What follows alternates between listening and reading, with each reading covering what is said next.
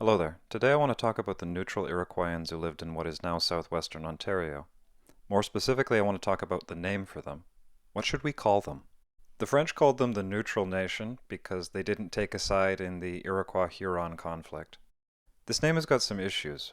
It can be confusing as heck because any nation can be neutral depending on the circumstances. So trying to research them on the internet, you got to use really specific terms or you're going to turn up a lot of stuff about Switzerland. It also has the issue of applying a certain connotation to them. Oh, they're like Switzerland. They're a neutral. Neutral was a part of their identity. They didn't take sides, which is not the case. They were neutral in this specific conflict, not in conflicts in general. If people like De La Roche can be believed, they were the military power in Eastern Canada at the time. Then there's also the trend of people trying to move away from exonyms for the sake of politeness and correctness. Exonyms often have a lot of baggage. Huron means something like boar people, and Iroquois means something like rattlesnake people, which are not the most flattering comparisons. It's generally better for people to say, oh, the neutrals were called that because they didn't take a side in the Wendat Haudenosaunee conflict. So neutrals as a name kind of sucks. I don't think anybody's really going to argue with that seriously. It's not a good name. However, the issue is that there might not be a better option. Some people will use the term Attawandaron to refer to the neutrals. I don't like this term. I don't think it solves any of the issues. This is the Wendat word for them. What it means is something like they talk funny. So in choosing Attawandaron over neutrals, you're really just exchanging one exonym for another. This just happens to be an exonym of indigenous origin. This one's got another bit of baggage in that it might be an ethnic slur, like just referring to this whole group of people as those mumblers. Between these two, I don't really have any preference. I'll use either of them depending on which I think sounds better in the moment. I only take an issue when somebody tries to be pedantic. Oh, you shouldn't say neutrals, you should say Attawandaron. No, they're both wrong. There's a third name that's entered circulation fairly recently. This is the main thing I want to talk about here. I'm going to pronounce this in a very Ontario fashion, Chonundo. This is often put forward as a neutral endonym. It often also includes the translation keepers of deer. I want to talk about some of the issues with this word. It seems to originate with this 1612 map by Samuel Champlain. It labels this village just north of Niagara Falls. Ordinarily, we could forgive a map maker for having kind of messy geography in these poorly explored regions. Here it's kind of important. This map is actually pretty good as you go further east. Look at the amount of detail he's put in here around the sort of Bay of Quinte area. It continues to get even better as you go further east out towards Quebec and the ocean. Again, it's not perfect. It is an old hand-drawn map, but this is pretty good by historical standards. But if we go back west towards what's southwestern Ontario, it's just an absolute mess. Like, look at this. There's no usable details here. Like, beyond the Niagara River, even that's not very good. The point I'm trying to make here is that Champlain did not explore this region. He's not the guy to turn to if you're looking for a neutral endonym. A story I remember reading somewhere is that Champlain was exploring and he heard about this great big powerful nation, the neutral people, and then one of his soldiers accidentally shot a neutral scout and Champlain was like, ooh, we better not go there. But let's get back to this name.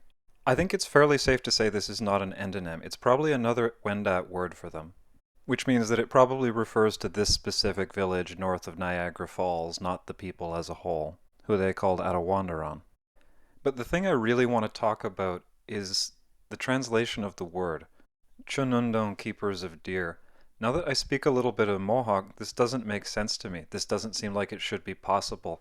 Chonundong is only 3 syllables. It's 1 syllable for the prefix, 2 syllables for the verb. There's no room left for a noun in the middle there. This doesn't mean keepers of deer. My first impression was that maybe this is like a bastardization of the word Oscanundo, which is deer in Mohawk and Huron. So maybe this is Champlain just mishearing, misunderstanding, and so this should be the deer people. No keepers word at all, just deer.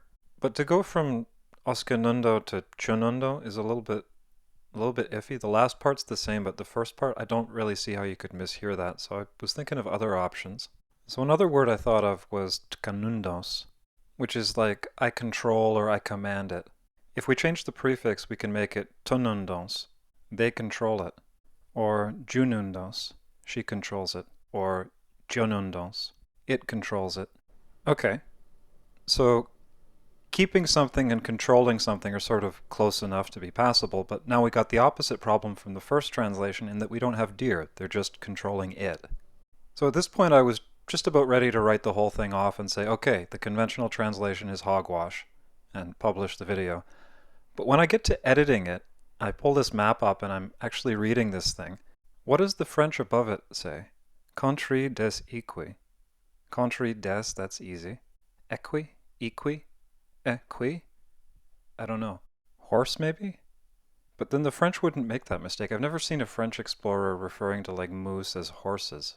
And then I remembered reading the journal of, what the heck was his name? Van der Bogart? And he had this really bad dictionary at the back which had a really weird word for deer. Okay, what the heck was that word? I'm going to pull that up. Okay, what does he say? Aquae. Okay, that's interesting. So I read the footnote and it says this word is very different from the modern Mohawk word for deer. It's possibly a very old word that went extinct. Tuscarora and Cherokee have a similar sounding word in their lexicon. Okay, very interesting. I'm glad I read that. Okay, so to bring this all home, I think that everybody who's ever read this word has read it wrong, and they've misinterpreted the equi as being part of the French. I think whoever was writing this, Champlain or whoever, ran out of space and had to put it into 2 lines. That the name of this village was not Chonundo, but Eque Tunundo, Eque Junundo, Eque Dionundo, depending on however the heck you're supposed to pronounce eque. And it means they, she, or it control deer, depending on which prefix it actually is. Thank you for watching. I hope you found this interesting. It's just one of those weird little niches where I can finally do some original work. I find stuff like this so exciting, I just wanted to share it. Still, it doesn't exactly help us find a better word for the neutrals, though, does it?